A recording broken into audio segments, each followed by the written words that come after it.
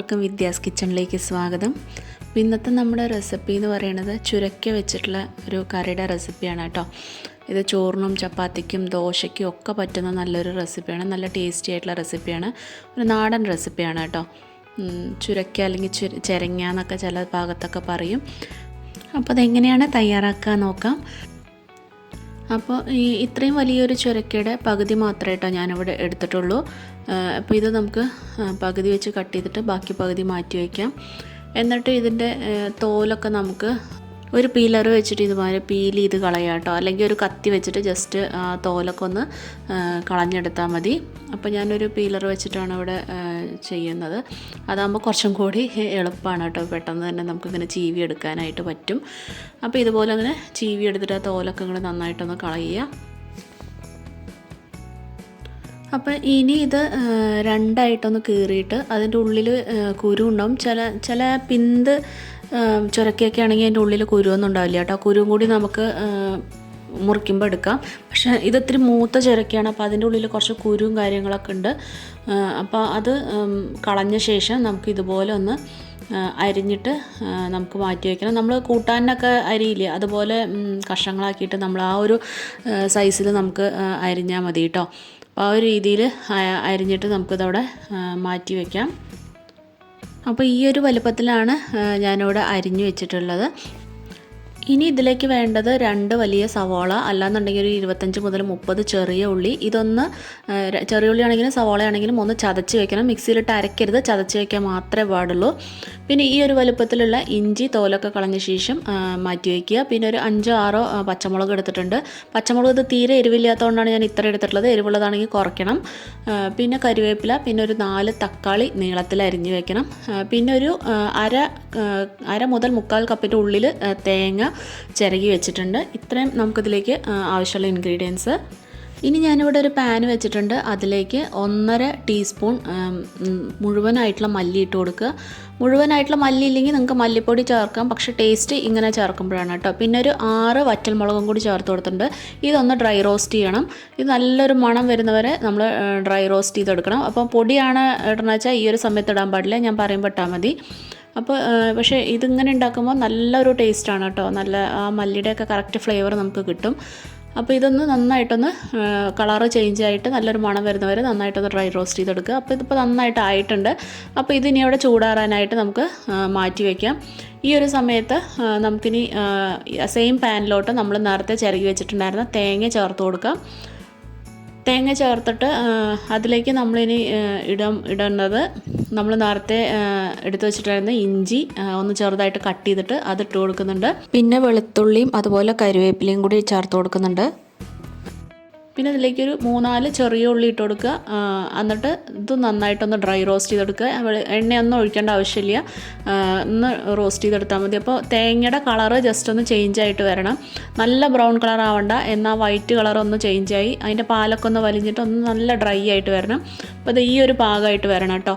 അപ്പോൾ മല്ലിപ്പൊടിയും മുളക് പൊടിയായിട്ടാണ് ഇടണമെന്ന് വെച്ചാൽ ഈ ഒരു സമയത്ത് ഈ ലാസ്റ്റ് സമയത്ത് നമ്മൾ ഈ തേങ്ങയുടെ കൂടെ ഇട്ടിട്ട് അതും കൂടി ഒന്ന് ഡ്രൈ റോസ്റ്റ് ചെയ്തെടുക്കണം. എന്നിട്ടത് ചൂടാറാനായിട്ട് മാറ്റി വയ്ക്കണം. ഇനി നമ്മൾ മിക്സിയുടെ ജാറിലോട്ട് ആദ്യം വറുത്ത് വെച്ചിട്ടുണ്ടായിരുന്ന മല്ലിയും ആ വറ്റൽമുളകും കൂടിയിട്ട് ഒന്ന് ചതച്ചെടുക്കുക.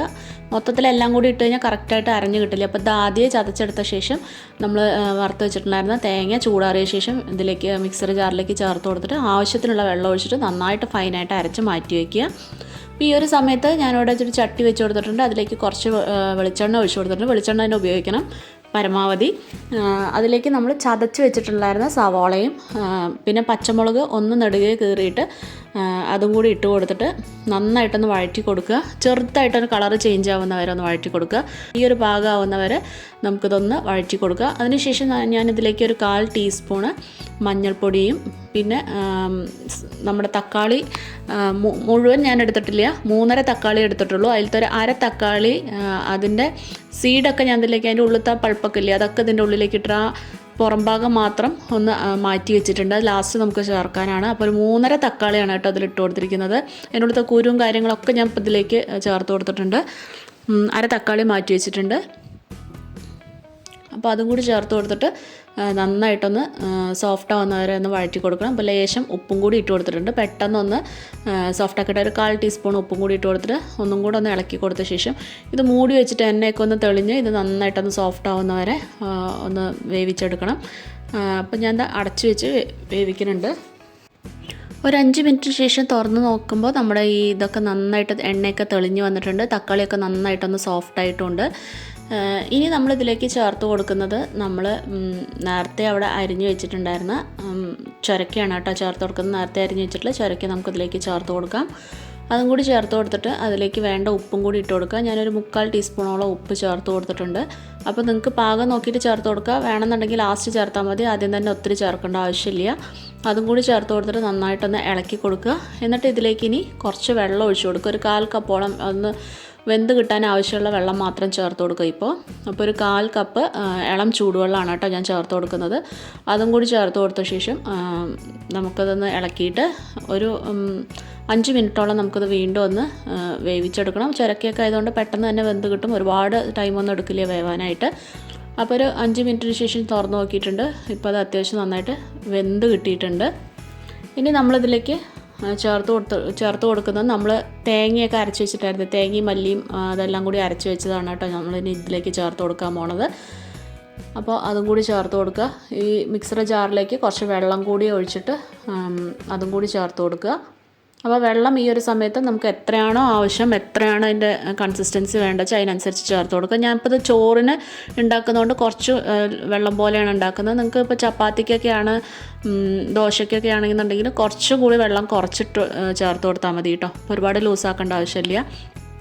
അപ്പോൾ വെള്ളം ആവശ്യത്തിന് ചേർത്ത് കൊടുത്ത ശേഷം നമുക്ക് ഉപ്പ് ഈ ഒരു സമയത്ത് നോക്കുക ഒന്നും കൂടെ. അപ്പോൾ എനിക്ക് ഇത്തിരി കുറവുണ്ടായിരുന്നു, അപ്പോൾ ഞാൻ കുറച്ചും കൂടി ചേർത്ത് കൊടുത്തിട്ടുണ്ട്. അതും കൂടി ചേർത്ത് കൊടുത്തിട്ട് നന്നായിട്ടൊന്ന് ഇളക്കി കൊടുക്കുക. ഇനി നമ്മൾ നേരത്തെ ഒരു അര തക്കാളി അവിടെ മാറ്റി വെച്ചിട്ടുണ്ട് പറഞ്ഞില്ലേ, അതും കൂടി ഇതിലേക്കൊന്ന് ചേർത്ത് കൊടുക്കുക കേട്ടോ. അപ്പോൾ കണ്ടതിൻ്റെ ഉള്ളത്തെയൊക്കെ ഞാൻ നേരത്തെ ചേർത്ത് കൊടുത്തിട്ടുണ്ടായിരുന്നു. അപ്പോൾ ഇത് ലാസ്റ്റ് നമുക്ക് കാണാനൊക്കെ ഒരു പ്രത്യേക ഒരു ഭംഗി ഉണ്ടാവും, അതിന് വേണ്ടിയിട്ടാണ് കേട്ടോ ചേർത്ത് കൊടുക്കുന്നത്. അപ്പോൾ തക്കാളിയൊക്കെ ഇഷ്ടമുള്ളവർക്ക് അങ്ങനെ കടിച്ച് കഴിക്കുകയും ചെയ്യാം. അധികം അങ്ങോട്ട് വേവിക്കേണ്ട ആവശ്യമില്ല, അങ്ങനെ വെന്തുടയേണ്ടതെന്ന് ആവശ്യമില്ല. അപ്പോൾ വീണ്ടും ഒരു 4 മിനിറ്റോളം ഒന്നും കൂടെ ഒന്ന് അടച്ച് വെച്ചിട്ട് നന്നായിട്ടൊന്ന് തിളപ്പിച്ചെടുത്തിട്ടുണ്ട്. ആ മസാലയൊക്കെ അതിൻ്റെ ഉള്ളിൽ പിടിക്കാനായിട്ട് ഒരു 3-4 മിനിറ്റ് നന്നായിട്ടൊന്ന് തിളപ്പിച്ചെടുക്കുക. അപ്പോൾ ഇതിപ്പോൾ നന്നായിട്ട് ആയിട്ടുണ്ട് കേട്ടോ. അപ്പോൾ വെള്ളം ഒന്നും കൂടെ വറ്റും, ചട്ടി ആയതുകൊണ്ട് തന്നെ ഇരുന്നിരുന്ന് ഒന്നും കൂടെ നമുക്ക് നന്നായിട്ട് കുറുകി വരും. അപ്പോൾ അതിനനുസരിച്ച് നിങ്ങൾ വെള്ളം ചേർത്ത് കൊടുക്കണം. ഇനി നമുക്കിതിലേക്കൊന്ന് വറുത്തിടാം. അതിന് വേണ്ടിയിട്ട് ചീഞ്ചട്ടി ഒരു പാൻ വെച്ചിട്ടുണ്ട്. അതിലേക്ക് കുറച്ച് കടുക് ഇട്ട് കൊടുക്കുക. കടുക് പൊട്ടിക്കഴിഞ്ഞാൽ അതിലേക്ക് കറിവേപ്പില ഇട്ട് കൊടുക്കുക. പിന്നെ അതിലേക്ക് നമ്മൾ കുറച്ച് ഒരു കുഞ്ഞു ഉള്ളി കേട്ടോ, ചെറിയൊരു ഉള്ളി ചെറുതായിട്ട് കുനുകുനാന്ന് അരിഞ്ഞിട്ട് അതും കൂടി ചേർത്തിട്ട് ഒന്ന് ബ്രൗൺ കളറാവുന്നവരെ നന്നായിട്ട് വറുത്തെടുക്കുക. അപ്പോൾ ചെറിയ ഉള്ളി ഉണ്ടെന്നുണ്ടെങ്കിൽ തീർച്ചയായിട്ടും ചെറിയ ഉള്ളി തന്നെ ഇട്ട് കൊടുക്കണം കേട്ടോ. പിന്നെ ഒരു വറ്റൽമുളകും കൂടി ഇട്ട് കൊടുത്തിട്ട് നമുക്കിതിലേക്ക് വറുത്ത് കൊട്ടാം. ചെറിയ ഉള്ളിയൊക്കെ ഇട്ട് കൊടുക്കുമ്പോഴാണ് കേട്ടോ ഈ ഒരു വറുത്തിടുമ്പോൾ നല്ലൊരു മണവും ടേസ്റ്റൊക്കെ വരിക. അപ്പോൾ അങ്ങനെ എൻ്റെ അടുത്ത് ഇല്ലാത്തതുകൊണ്ടാണ് ഞാൻ ചേർത്ത് കൊടുക്കാത്തത്. അപ്പോൾ ഇല്ലാത്തവർ ഇതുപോലെ സവാള ചെറുതായിട്ട് അരിഞ്ഞിട്ട് ചേർത്ത് കൊടുക്കുക, ഉള്ളവർ ചെറിയ ഉള്ളി തന്നെ ചേർത്ത് കൊടുക്കുക. ഇനി വറുത്തിട്ട് കഴിഞ്ഞാൽ നിങ്ങളൊരു 5 മിനിറ്റ് ഒന്ന് മൂടി വെക്കുക. അപ്പോഴാണ് ഇതിൻ്റെ ഒരു വറുത്തിട്ടതിൻ്റെയൊക്കെ ഒരു മണമൊക്കെ അതിൻ്റെ ഉള്ളിലേക്ക് നന്നായിട്ട് ഇറങ്ങി ചെന്നിട്ട് നല്ലൊരു സ്മെല്ലൊക്കെ ഉണ്ടാവുള്ളൂ. അപ്പോൾ നമ്മുടെ കറി ഇവിടെ റെഡി ആയിട്ടുണ്ട്. തീർച്ചയായിട്ടും എല്ലാവരും ഉണ്ടാക്കി നോക്കിയിട്ട് നിങ്ങളുടെ ഫീഡ്ബാക്കൊക്കെ ഒന്ന് പറയാനും മറ്റുള്ളവർക്കൊക്കെ ആയിട്ടൊന്ന് ഷെയർ ചെയ്ത് കൊടുക്കാനും മറക്കരുത്. ചാനലൊന്ന് സബ്സ്ക്രൈബ് ചെയ്ത് സപ്പോർട്ട് ചെയ്യാനും മറക്കരുത്. വീണ്ടും നല്ല നല്ല റെസിപ്പീസായിട്ട് നമുക്ക് വീണ്ടും കാണാം. Take care, by.